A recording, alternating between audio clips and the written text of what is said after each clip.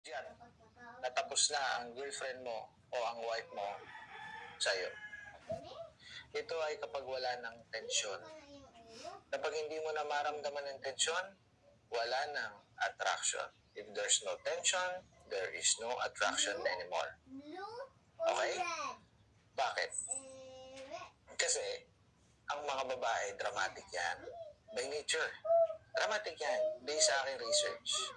Sa tagal ko nang pinag-aaralan ang women's nature. No? Mula psychology hanggang ancient times, no? Noong mga panahon ni Cleopatra. Pinag-aaralan ko yan. Mahilig ako magbasa ng history. And then, eto na nga, nakita ko na throughout history, ang mga babae talaga dramatic. Pag yung drama na yan nawala sa loob ng tahanan nyo, pag yung drama na yan nawala sa inyo magjowa, sa girlfriend mo, kabahan ka na. Hindi ako nananakot. Ito'y awareness. Hudyat na yan, tapos na siya.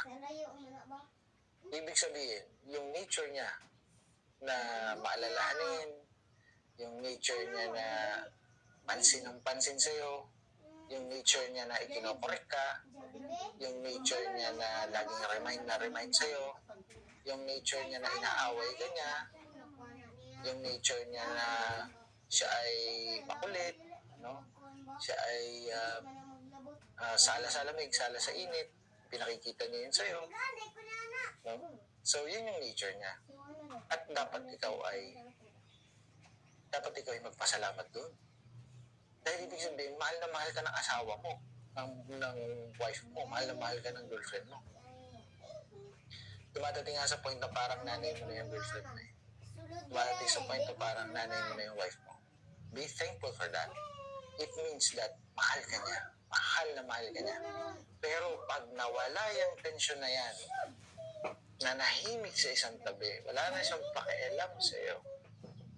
Kahit anong gawin mo, wala na siyang pakialam sa'yo.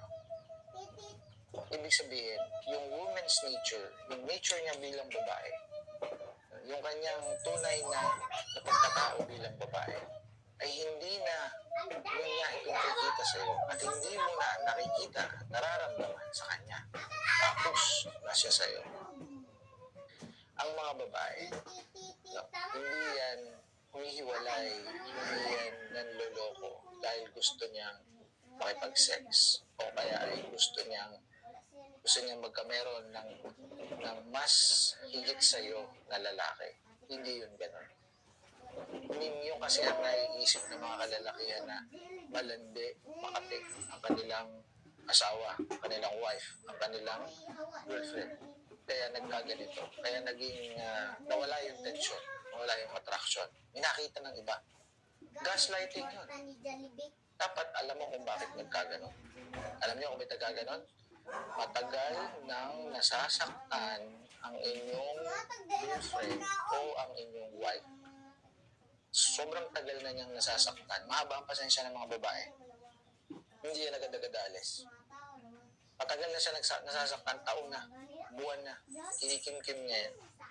And then, pag sumagad na mga babae, no, sagad na, doon na papasok itong hudyat na ito, natapos na tayong dalawa. Okay? So, yung point na wala ng tensyon, wala ng attraction. Remember that. Kapag ang babae